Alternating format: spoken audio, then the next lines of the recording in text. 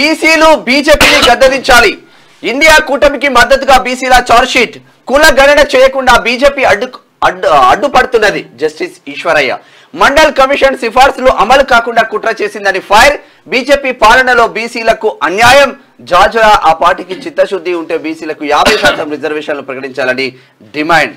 బీసీలు బీజేపీని గద్దెదించాలని చెప్పేసి ఇక్కడ ఇండియా కూటమికి మద్దతుగా నిలుస్తా ఉన్నారని చెప్పేసి ఒక వార్త కనిపిస్తూ ఉంది.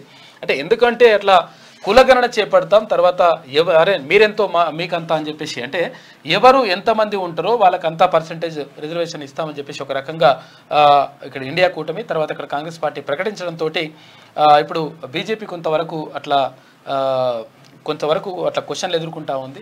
ఈ నేపథ్యంలో మేము ఇండియా కూటమికి మద్దతు ప్రకటిస్తామని చెప్పేసి వీళ్ళు చెప్తా ఉన్నారు. రిజర్వేషన్లు పెంచకుండా కులగణన చేయకుండా అడుగడుగునా బీసీలకు అన్యాయం చేసిన బీజేపీని గద్దెదించాలని నేషనల్ బీసీ కమిషన్ మాజీ chairman, all India BC federation జాతీయ అధ్యక్షుడు జస్టిస్ ఈశ్వరయ్య పిలుపునిచ్చారు. తాను బీసీని అని చెప్పుకునే ప్రధాని మోడీకి బీసీలపై ఏమాత్రం చిత్తశుద్ధి లేదని ఫైర్ అయ్యారు. బీసీల సమస్యలపై ప్రధానిని కలిసిన అనేక సార్లు వినతి పత్రాలు ఇచ్చినా పట్టించుకోలేదని మండిపడ్డారు. ఆర్ఎస్ఎస్ ఆమోదం లేకుండా ఓబీసీల సమస్యలను పరిష్కరించే దమ్ము ధైర్యం మోదీకి లేదన్నారు.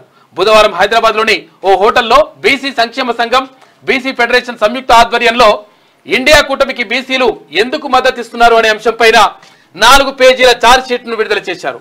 ఇందులో కులగణన చేయకపోతే బీసీలకు జరిగే నష్టం, బీజేపీ ఇండియా కూటమి మేనిఫెస్టోల మధ్య తేడాలు, బీసీ రిజర్వేషన్ల చరిత్ర, వాస్తవాలు అనే అంశంపైన పొందుపరిచినారు ఈ 4 పేజీలకు సంబంధించిన ఛార్జ్ షీట్లు.